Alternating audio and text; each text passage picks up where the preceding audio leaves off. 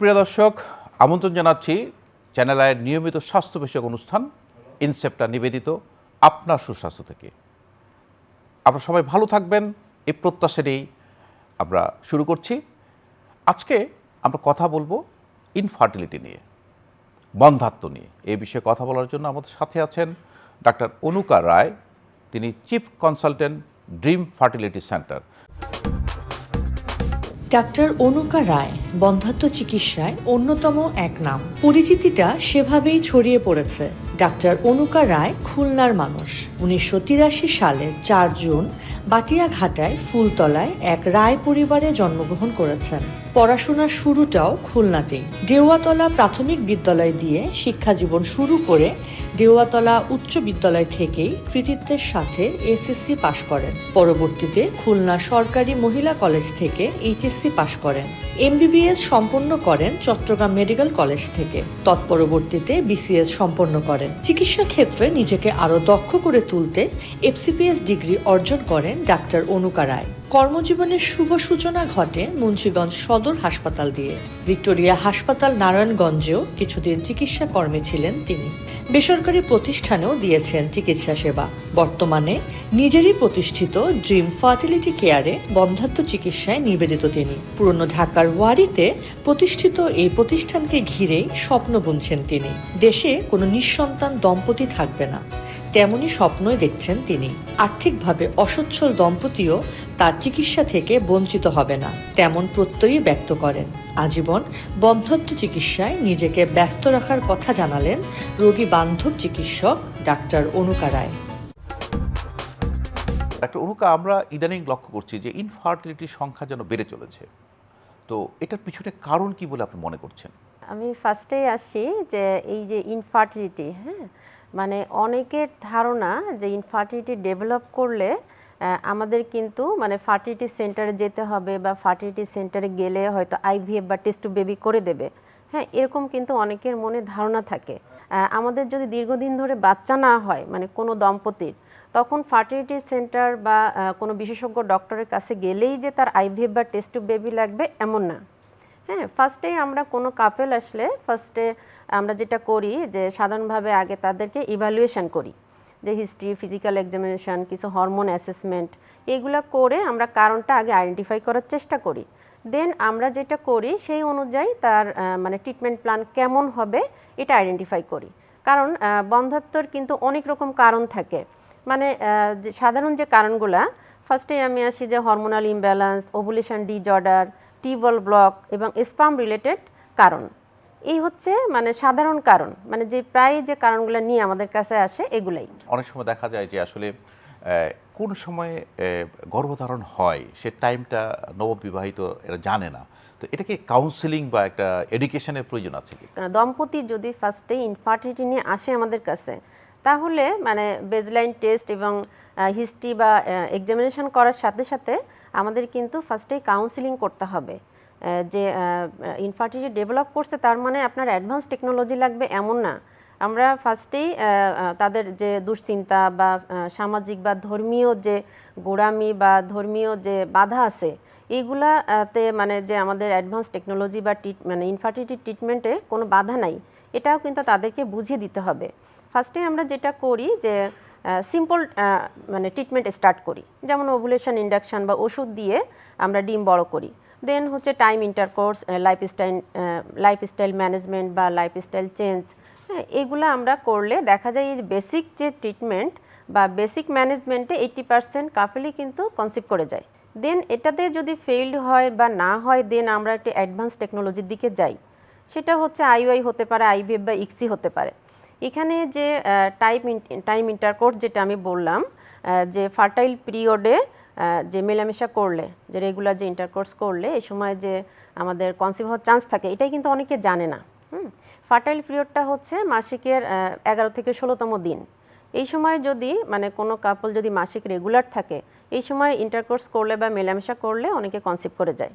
সাথে আমরা কিছু ওভুলেশন ইন্ডাকশন দেয় এবং লাইফস্টাইল চেঞ্জ। কখন আপনাদের কাছে আসা উচিত? একজন দম্পতি ইনফার্টিলিটি হয়েছে, সে কখন বুঝবে, কতদিন পরে আসা উচিত? এবং আপনারা যে অ্যাডভান্স টেকনোলজিতে যান, কতদিন পরে যান? বা কি কি প্রক্রিয়ার মাধ্যমে? ফার্স্টে আমি বলি যে কোনো দম্পতি যদি 1 বছর নিয়মিত মেলামেশার পরেও কনসিভ না করে তখন অবশ্যই ডক্টরের কনসালটেশনে যেতে হবে। বাট এখানে একটি ইম্পর্টেন্ট ব্যাপার আছে, বয়সটা যদি 35 প্লাস হয়ে যায় তখন কিন্তু এই সময়সীমাটা 6 মাস। কারণ 35 প্লাস হলে তখন যে ওভারিতে আমাদের যে ডিম্বাণুটা থাকে বা 40 প্লাস হলে মেলের ক্ষেত্রে যে স্পার্মের মরফোলজি বা মোটিলিটি, তারপর হচ্ছে কাউন্ট, কোয়ালিটি, এগুলোও কিন্তু কমতে থাকে, মানে গুণগত মানটা কমতে থাকে, সেটা হোক শুক্রাণু বা ডিম্বাণু। এই জন্য 40 প্লাস মেলের ক্ষেত্রে 35 প্লাস ফিমেলের ক্ষেত্রে হলে অবশ্যই 6 মান্থ পরে ডক্টরের কনসালটেশনে যেতে হবে। এক্ষেত্রে কিছু স্পেশাল কন্ডিশন তো থাকেই মেল ফিমেল দুই ফ্যাক্টরের ক্ষেত্রে, যেমন ফিমেলের ক্ষেত্রে যদি ইরেগুলার মেনস্ট্রুয়েশন বা এন্ডোমেট্রিওসিস, তারপর যদি কোনো পেলভিক সার্জারি, ইনফেকশন, এগুলো হিস্ট্রি থাকে। আর মেলের ক্ষেত্রে যদি কোনো স্ক্রোটাল সার্জারি, হার্নিয়া অপারেশন বা আগে কোনো সিমেন অ্যানালাইসিস, শুক্রাণুতে প্রবলেম, তখনও মানে ইমিডিয়েটলি কনসালটেশনে যেতে হবে। তখন 1 বছর বা 6 মাস ওয়েট করলে হবে না। আমাদের দেশের একটা ধারণা আছে, বিশেষ করে মুরব্বীরা বা শাশুড়িরা মেয়েদেরকে দায়ী করা হয় ইনফার্টিলিটির জন্য, কিন্তু অনেক সময় দেখা যায় যে হাজবেন্ডেরও কিছু অনীহা থাকে আপনাদের কাছে যেতে। আচ্ছা, এটা কিন্তু একেবারে মেডিকেলে একটা রং কনসেপশন। হ্যাঁ, দীর্ঘদিন ধরে বাচ্চা না হলে আমাদের কিন্তু সচেতনতার অভাবে এটা হচ্ছে। মেইনলি মেল ফিমেল দুই ফ্যাক্টরের জন্যই বাচ্চা হচ্ছে না। যদি আমরা দেখি যে মানে স্ট্যাটিস্টিক্যালি দেখা যায় যে 40% মেল এবং 40% ফিমেলের কারণেই কিন্তু বাচ্চা হচ্ছে না। সমান মানে দায়ী। এটার জন্য মানে দীর্ঘদিন ধরে যদি বাচ্চা না হয় তাহলে ফিমেল পার্টনার বা নারীর পাশাপাশি অবশ্যই মেলকে আমাদের পরীক্ষা করতে হবে এবং একই সাথে চিকিৎসা নিতে হবে। এটা একটা সচেতনতা। তো তারপরে এটা একটা অ্যাওয়ারনেসের প্রয়োজন আছে যে স্বামী স্ত্রী দুজনই সমানভাবে দায়ী। কোনো কোনো ক্ষেত্রে দেখা যায় স্বামীরও কোনো কারণ খুঁজে পাওয়া যাচ্ছে না, স্ত্রীরও কোনো কারণ খুঁজে যাচ্ছে না, কিন্তু বেবি কনসিভ করছে না, এটাও কিন্তু একটা কারণ হিসেবে আমরা দেখি। আচ্ছা, এটা হচ্ছে আনএক্সপ্লেইনড কজ, যেটার মানে পার্সেন্টেজ যদি বলি সেটা হচ্ছে 10%। এক্ষেত্রে যেটা হয়, আমরা যে সিম্পল টেস্ট মানে সিম্পল ট্রিটমেন্ট দিয়েই স্টার্ট করি। বেসিক যে ম্যানেজমেন্ট ইভ্যালুয়েশন শেষ করে আমরা বেসিক ম্যানেজমেন্ট শুরু করি, যেমন হচ্ছে ovulation induction, lifestyle management, time intercourse. এটা দিয়েই কিন্তু কনসিভ করে যায় অনেক সময়। যদি ফেইল্ড হয় তখন আমরা আইওআই একটি অ্যাডভান্স টেকনোলজির দিকে যাই, যেটা হচ্ছে আইভিএফ বা টেস্ট টু বেবি থেকে একটু ইজি এবং নন ইনভিসিভ, এবং এখানে কিন্তু একটু সহজলভ্য এবং খরচও কম হয়। আর এখানে আরেকটা ব্যাপার যেটা, এই যে আইওআইতে প্রতিটা সাইকেলে 20% হচ্ছে সাকসেস রেট থাকে। এটা কিন্তু আমরা অনেকে জানি না, আমরা ভাবি যে আইওআই করলে মনে হয় আমার 100% সাকসেস রেট। এটা একটা ব্যাড মানে ভুল ধারণা থাকে। 20% সাকসেস রেট থাকে আর কি প্রতিটা আইওআই প্রতিটা সাইকেলের পরে থাকে। আরেকটা ব্যাপার, যদি আইওআই ফেইল্ড হয় বা যদি আমাদের মেডিকেলি নেসেসারি হয় যে আমাদের আইভিএফ বা টেস্ট টু বেবি লাগবে, তখন ইন্ডিকেশন থাকে, যেমন টিউবওয়েল ব্লক, অ্যাডভান্স স্টেজ বা মেলের ক্ষেত্রে স্পার্ম কাউন্ট অনেক কম, তখন কিন্তু আমরা অ্যাডভাইস করি যে আপনি আইভিএফ বা টেস্ট টু বেবি করতে পারেন। আবার এরও মানে অ্যাডভান্স টেকনোলজি আছে আইভিএফ থেকে, সেটা হচ্ছে ইক্সি। আইভিএফটা মানে আমরা যে চিকিৎসকের কাছে গেলে বা মানে কনসালটেশনে গেলেই অ্যাডভাইস করি এমন না, অবশ্যই সেটার একটা মেডিকেলি নেসেসারি ইন্ডিকেশন থাকতে হবে।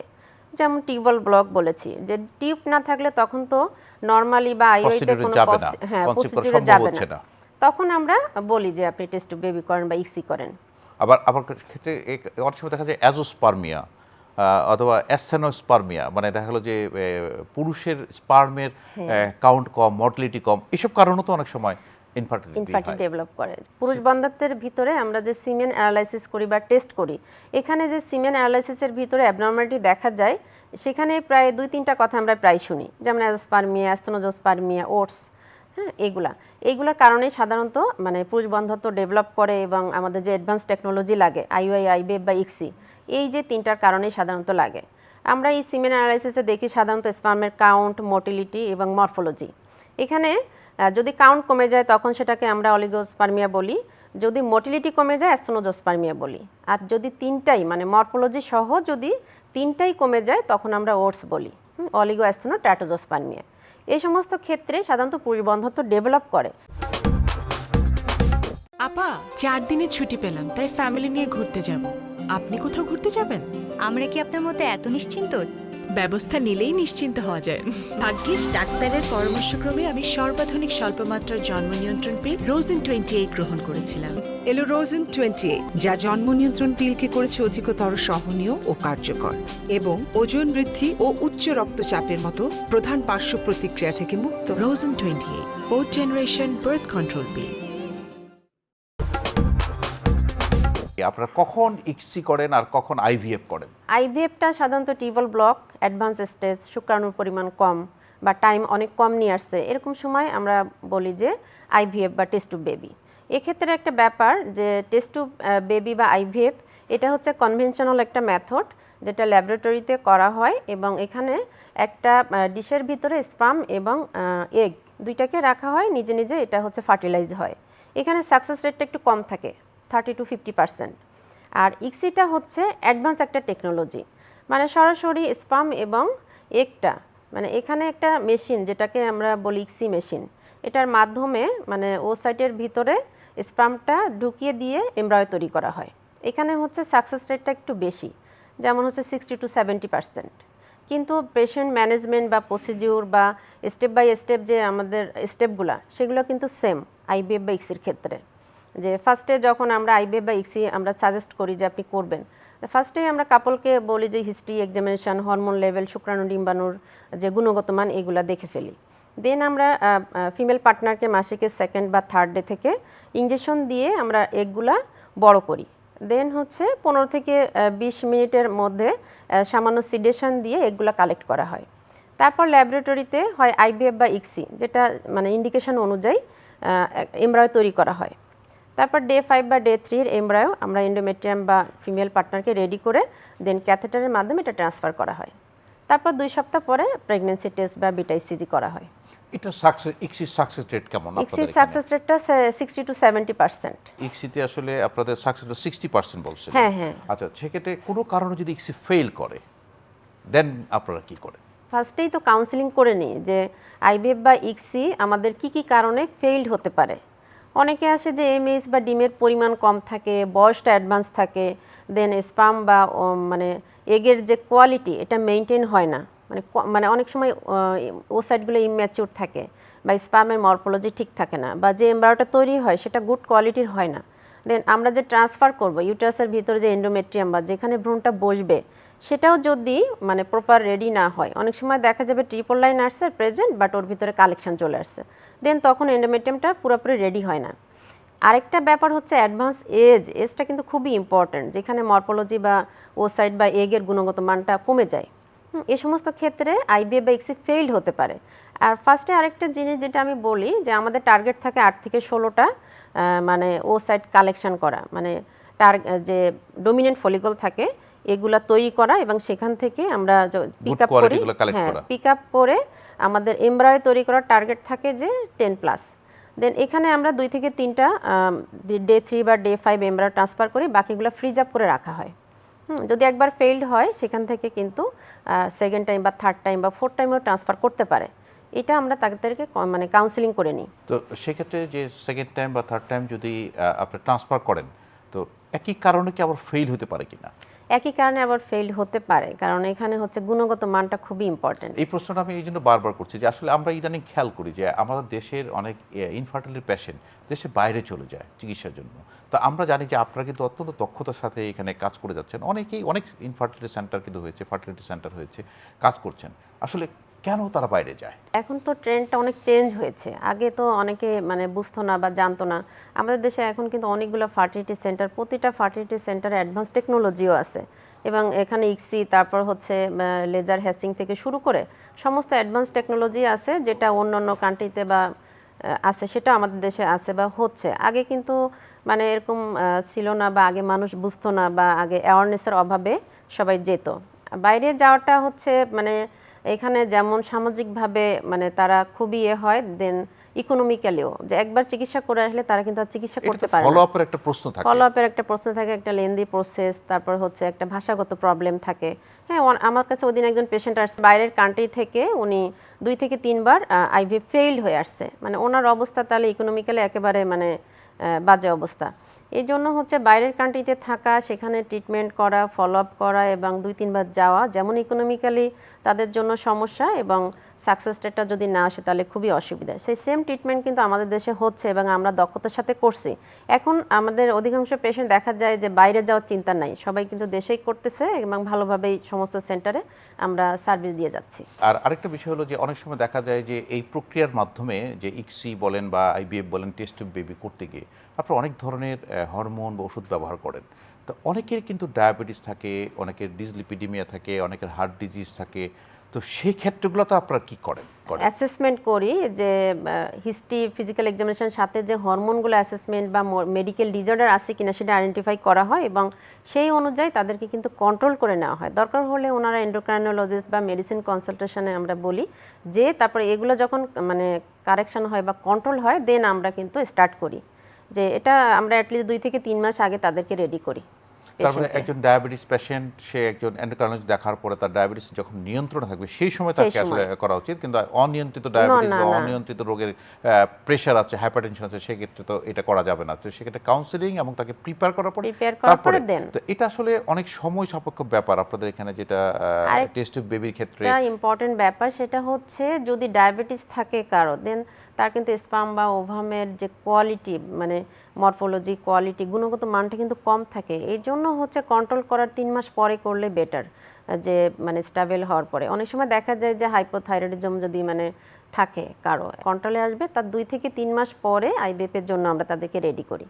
মেল ফিমেল বোথ পার্টনারের ক্ষেত্রে এটা। তার মানে তার যে ডিজিজগুলো আছে সেগুলো যখন নিয়ন্ত্রণে থাকবে তখন আমরা স্টার্ট করব। ম্যাডাম, ইদানিংকালে আমরা একটা দেখি যে আমাদের যে ফাস্ট ফুডের খাওয়ার যে প্রবণতা, আমরা দেখি ইদানিংকালে যে তরুণ সমাজ তারা কিন্তু অনেকটা ওবেস হয়ে গেছে। অনেক সময় অনেক মেয়েদেরকে আমরা দেখি অল্প বয়সে পলিসিস্টিক ওভারি হয়েছে, যেটা আপনারা বলেন ইনফার্টিলিটির কারণ হতে পারে। সেক্ষেত্রে তাদের কি করণীয়? লাইফস্টাইল মডিফিকেশন তো খুবই ইম্পর্টেন্ট। ওবেস পেশেন্টদের তো মেল ফিমেল দুই পার্টনারের কিন্তু অনেক প্রবলেম থাকে। মেলদের ক্ষেত্রে বিশেষ করে যে ওবেসিটি 130-40 কেজি অনেক পেশেন্ট আসে, ভাবে যে আমার তো স্পার্ম আছে, আমার হয়তো কোনো প্রবলেম হবে না, বাট এখানে কিন্তু স্পার্মের কোয়ালিটি বা টেস্টোস্টেরন লেভেলটা কম থাকে। দেন সেক্ষেত্রে ফার্টিলিটির হারটা অনেক কমে যায়, মানে কোয়ালিটি কমে যায় স্পার্মের প্লাস টেস্টোস্টেরন লেভেলটা, যেটা ফার্টিলিটি হরমোন। আর ফিমেলের ক্ষেত্রে ওবেসিটিটা অনেক ইম্পর্ট্যান্ট, বিশেষ করে ওবেস পেশেন্টদের হরমোনাল ইমব্যালেন্স থাকে, অ্যান্ড্রোজেন লেভেলটা বেশি থাকে। সেক্ষেত্রে হয় কি মানে যে আমাদের যে ওভুলেশন মানে একটা বড় হওয়া ডিম ফোটা এটা হতে চায় না তখন। আর পিসিওএসটা তো খুবই ইম্পর্টেন্ট, মানে 10 জন পেশেন্ট যদি ইনফার্টিলিটি নিয়ে আসে তার ভিতরে 9 জনই কিন্তু থাকে হচ্ছে পিসিওএস, মানে পলিসিস্টিক ওভারি সিনড্রোম। এখানে আবার দুইটা ইম্পর্টেন্ট ব্যাপার আছে, একটা পলিসিস্টিক ওভারিয়ান ডিজিজ, একটা সিনড্রোম। এইটা নিয়ে কিন্তু আমাদের কাছে অধিকাংশই আসে। তাদের ক্ষেত্রে অনেকে দেখা যায় লিন পিসিওএস, মানে অনেকে ফ্যাটি থাকে বা ওবেস থাকে, অনেকে কিন্তু অনেক পাতলা থাকে আর কি, লিন থাকে। সেই দুইটা ম্যানেজমেন্ট আবার ওইভাবে হ্যান্ডেল করতে হয়। ঠিক আছে, এখন পিসিওএসটার ক্ষেত্রে যেটা হয়, এক্ষেত্রে একটা হরমোন এবং মেটাবলিজমে ডিস্টারবেন্স থাকে, যেখানে অনেকগুলা এগ বা ফলিকল ওভারিতে মানে সারাউন্ডিংয়ে থাকে একেবারে নেকলেস প্যাটার্নে। এখানে যেটা হয় হরমোনাল ইমব্যালেন্স, যেমন এলএইচ হরমোন, তারপরে অ্যান্ড্রোজেন লেভেলটা বেশি থাকে, যার কারণে কোনো মানে এগই ওইভাবে বড় হতে পারে না, পরিস্ফুটনও হয় না, মানে ওভুলেশনও হয় না, যার কারণে আমাদের ইনফার্টিলিটি ডেভেলপ করে। তো সেক্ষেত্রে তাকে লাইফস্টাইল মডিফিকেশন এবং তার ওজন কমানোটা খুব জরুরি হয়ে দাঁড়ায়, না হলে এই ইনফার্টিলিটির ঝুঁকি থেকে যায়। আমরা বলি যে ডায়েটিশিয়ান বা নিউট্রিশনিস্টের কনসালটেশনে যেতে, এখানে কিন্তু অনেক ইমপ্রুভমেন্ট হয় যে যখন ডায়েটিশিয়ান দেখায় ওনারা। লিন পিসিওএসও আছে, তাদেরও ডায়েটিশিয়ান দেখানো উচিত, বা ওবেস যারা তাদেরও।